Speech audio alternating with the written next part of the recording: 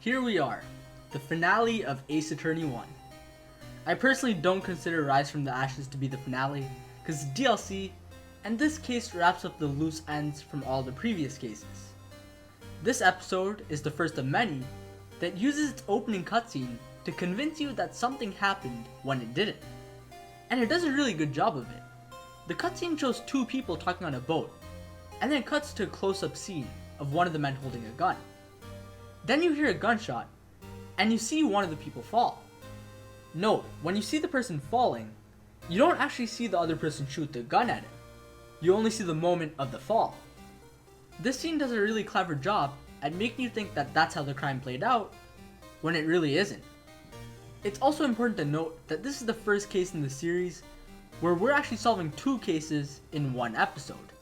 With that, let's start from the beginning, where we listen to the news and we hear a monster spotted near the lake called Gertie, and Edgeworth being arrested for murder. Yes, that's right. In the opening cutscene, we see Edgeworth holding a gun, looking confused, and now he's in the detention center. It takes some time for him to accept our defense, but once he realizes we know about the DL6 incident, he accepts our defense because that's what he was trying to keep us from learning. Now the first day is kind of weird. Not bad, but weird. The thing is, you don't do too much on the first day. This is due to the 3-day system. Because we need 3 courtroom segments, it has the same problem as Turnabout Samurai. It doesn't feel like you did that much in your first trial. Yes, we do end up proving that the shooter used his left hand, and not his right hand as we assumed Edgeworth did, but the courtroom segment itself felt like the first turnabout because we didn't get that far into uncovering the actual murder. This is true for every multi-part case up until now. The first trial segment just feels kinda useless. What's funny is in the second and third trial segment, you actually make a decent amount of progress. I think I realized why later games took out the third day, because it just feels like one day is kind of there doing nothing. Well, whatever, let's talk about what's good with Turnabout Goodbyes. First, I do like the cast. Lotta Hurt is pretty funny, and she's integrated really well into the case. She wanted to look for Gertie, so she had this camera set up, and the camera would take pictures whenever it heard loud noises. This becomes evidence for the actual crime, and it makes it pretty fun to solve the actual case. Now you might ask, what is Gertie? Well, for some reason, Larry Butts was coincidentally selling samurai dogs near Gertie Lake, which just happened to be near the location of the crime. Not only that, he was trying to inflate a steel samurai balloon, and it ended up going wrong and it flew out to the lake, and that is the true identity of Gertie. Again, with the first trial, you have to prove that Lotta was on the lookout for Gertie, which just feels like a waste of time, but whatever. We're at day 2 now, and things get interesting. We got this guy who's running the boat rental shop, and he provides a lot of good comedy to the case. He seems to think Phoenix and Maya are his successors, and calling them Keith and Meg. We later find out that this is an act, but it's really funny just seeing this old man out of his mind, and then Phoenix and Maya playing along to get more information. The second investigation day has the exact same problem as Turnabout Samurai's second day, and that is it's easy to get stuck. Again, it wasn't anything too bad. I wasn't frustrated, but it did take me some time to find a way to progress. But we finally got some nice reveals on the second day. For example, we talked to Polly, and when Maya asks if we've forgotten something, Polly responds by saying, "Don't forget DL6. This is a really intriguing moment that sent a chill down my spine because it comes very suddenly.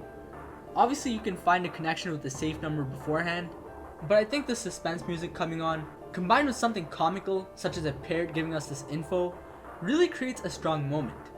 When we try asking the old man about this incident, he just goes to sleep, so we leave, and then the old man locks the shop, making him really suspicious.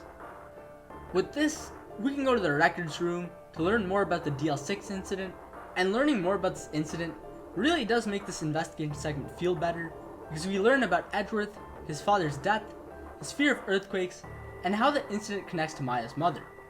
Before we go to the events of the second trial, I want to talk about more characters, because we did miss a few important ones from the first day. Let's talk about the prosecutor, Manfred von Karma. Von Karma is Edward's mentor, and is a prosecutor that has never lost once in his entire 40-year career. Edgeworth describes Von Karma as 10 times more ruthless than himself, And he's not wrong.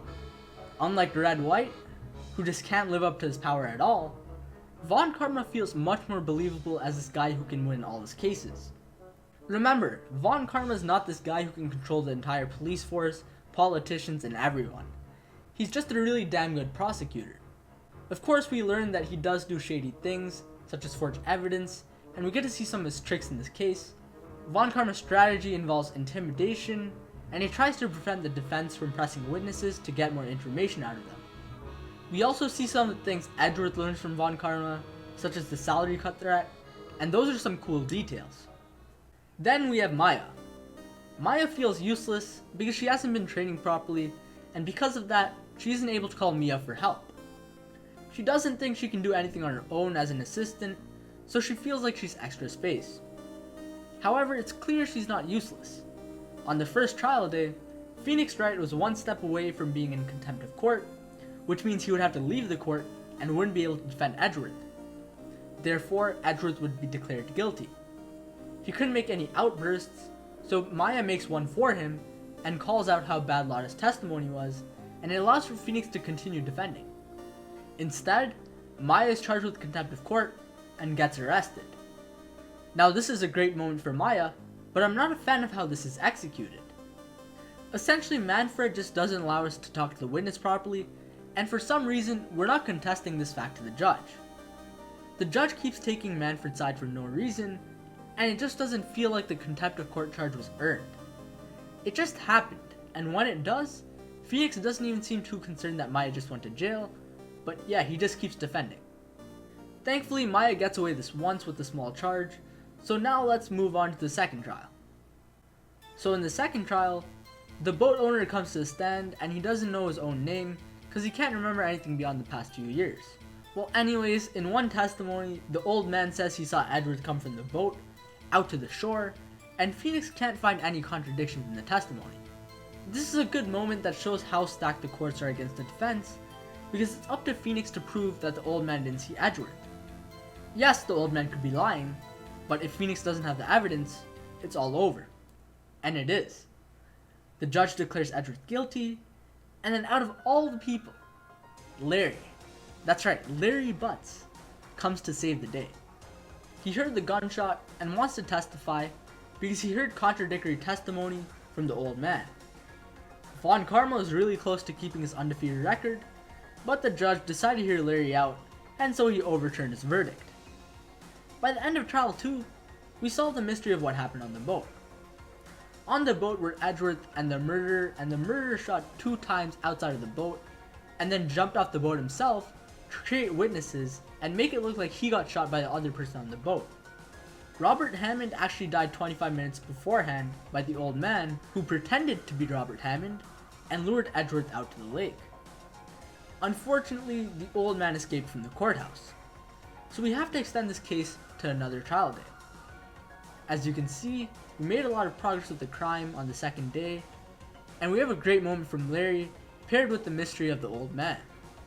The third day is where a lot happens. Immediately, we get into the backstory of Phoenix. Maya takes on the perspective of the player who is clueless, while Phoenix narrates the story of why he wants to become a defense attorney. This is easily one of the best moments of the case. Seeing Phoenix put on a trial and Edgeworth and Larry coming to his defense is an emotional moment with a lot of impact on the story. This moment says a lot about Phoenix.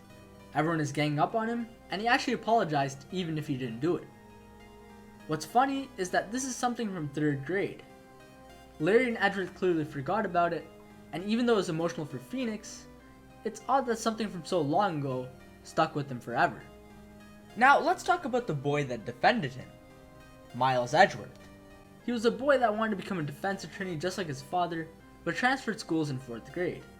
Then once Edgeworth made his debut as a prosecutor 4 years ago, Phoenix was shocked that Edgeworth was a prosecutor, but also heard rumors about the forged evidence and covering up facts. So in order to learn why Edgeworth became who he was today, Phoenix wanted to become a defense attorney.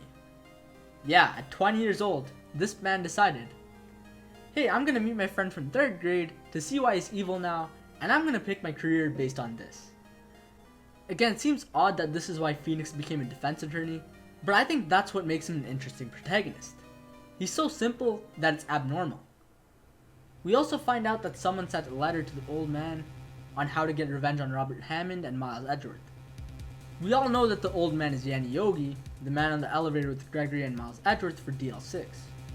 And we get another cool reveal from Marvin Grossberg that the person who wrote this note was Manfred von Karma. We also get to meet Von Karma in the evidence room for another tense moment. Then Phoenix acts dumb for a bit and shows Manfred von Karma some incriminating evidence, and then gets tased. This shows how devious Von Karma is, and this dumb move from Phoenix actually ends up helping in the long run. We have another moment where Maya is useful. As she faints, she's able to grab one piece of evidence from Von Karma, and somehow he doesn't notice. Now it's time. The final trial. The final trial is pretty cool. We get to cross-examine a parrot, and I love this moment. It's goofy, but that's why I love it. It's really funny to have this in a final case, but it also makes a lot of sense that we're doing this. We proved that the old man is Yanni Yogi, and he wanted revenge on Robert Hammond for making his life a mess. Robert Hammond claimed Yanni Yogi was mentally unsound to get him a not guilty verdict. While a not guilty verdict sounds great, this actually led to Yanni Yogi's life becoming a disaster. Because Yanni Yogi pretended to have brain damage, he lost his job and fiancé and was left with nothing. That's why he decided to follow the letter and killed Robert Hammond. Well, with Yanni Yogi's confession, Edgeworth is given a not guilty verdict, but Von Karma is quiet for some reason. You'd think he would be shook since he lost his first case, and this is where I get lost. Apparently Edgeworth wants the judge to reconsider his judgment, his reasoning being that he thinks he shot his own father during the DL6 incident. What makes me so confused is the case we just solved wasn't the DL6 incident. Sure, Edgeworth could be guilty of shooting his father, but the case we were solving was the murder of Robert Hammond. So I don't get how that would change the judge's verdict when it's a separate case entirely. Von Karma's laughing when in reality, he's received his first loss ever. Remember, this is the guy that was infuriated from one penalty. While Edgeworth is on trial for a different case now, and since the statute of limitations ends today, we have to solve it by today. I think everyone remembers the moment where we exposed the bullet in Von Karma's shoulder, and the way we build up to the moment is really good. You have to change your way of thinking, and once we expose Von Karma, it's just really satisfying. Something interesting about Von Karma is that he's always calm. It's only once you pull out the metal detector and then show the bullet that Maya stole that Von Karma ends up breaking down. Even after that point, he's back to being calm and takes his loss more gracefully than I imagined. We end up learning that that's just a persona and he's only faking it, but everything's good now because Edgeworth is saved. Once Edgeworth's saved, he has a tough time expressing his gratitude, but everything ends up well and we realize Larry was the one who stole the lunch money in 3rd grade. This has got to be the most hilarious thing ever. Phoenix Wright became a lawyer because Larry Butt stole $38. Phoenix talks about if he'd known this, he would have become a prosecutor, and Edgeworth said if he knew the truth about DL6, he would have become a defense attorney. It's funny how the roles switched, but it concludes the story of the 3 friends very well. Now there's only one thing left. Maya writes a letter saying she's leaving to train. She felt so useless that she decided to start taking training seriously. Maya is clearly not confident. She thinks she's a disappointment to the Fae clan because she isn't great at spirit channeling, but she also thinks she's not good as a legal assistant because she can't do much on her own. Except the truth is, she helped out a lot. She saved the trial on day 1, where she actually got arrested to keep the trial going. Then she also tried to protect Phoenix in the records room, but also ended up grabbing some evidence from Von Karma in the process, and not only that, she's actually the first one to put 2 and 2 together and realize that Von Karma is the killer. Maya is useful, but she doesn't realize it. Phoenix ends up finding Maya before she catches the train, and ends up proving this to her. Maya's arc really takes place in this one case, but that's okay because she serves different purposes in both Turnabout Sisters and Turnabout Samurai. There's another emotional scene where we say farewell to Maya, and the credits roll. Like Turnabout Samurai, this case focuses more on the characters than the mystery, and like Turnabout Sisters, it also focuses more on the story. I do like this because it does a really good job with all its main characters. We understand how Phoenix and Edward became the people they are today. Loose ends from the first Turnabout are now wrapped up, as we understand why Phoenix took Larry's case. Larry is a comic relief character, but also contributes by saving Edward. Gumshoe is the loyal detective, who understands the rumors about Edward make him seem worse than he really is. The main cast all add a lot to the story, and this case ties up everything pretty well. I already talked about how I like Lotta Hart, but let's quickly talk about Yan Yogi when his act is revealed. I do like the story of how a defense attorney ruined his life, and the game doesn't just say defense attorney good, prosecutor bad. I do think Von Karma felt a little underwhelming though. He's definitely much better than Red White, but it felt like he kinda came in and just left. There wasn't really too much of a build up to his character. I felt like they could have talked more about him in previous cases, and how he may have possibly influenced Edward. Once we actually win the case, it doesn't feel like we beat this legendary prosecutor who never lost for 40 years. I feel like that should be a big deal, and I think at least one of the characters should mention how crazy it is that this rookie lawyer bested Manfred von Karma, but no one seems to say anything. It doesn't seem to be too shocking for the judge either, and it just feels weird that it is that way. So what are my overall thoughts? While the pacing is off, and some parts feel like they get way more attention than they need, I still really like the case for tying up the story and what it does with its characters. The game definitely could have done more with its characters, but it was short in length, and for the time it had, I think it did a pretty good job with its cast. Overall, I give this case an 8 out of 10. This case reaches the quality that most cases can't because of its storytelling and the characters. The reason why it's not higher is because of day one, and I feel like there are parts of the story where they could have gone more in depth, such as Maya's mother, Yan Yogi, and Von Karma. So that concludes the main game, but we're not done because we have a bonus case, and it's a behemoth. Next time, we will look at Rise from the Ashes. See you all then.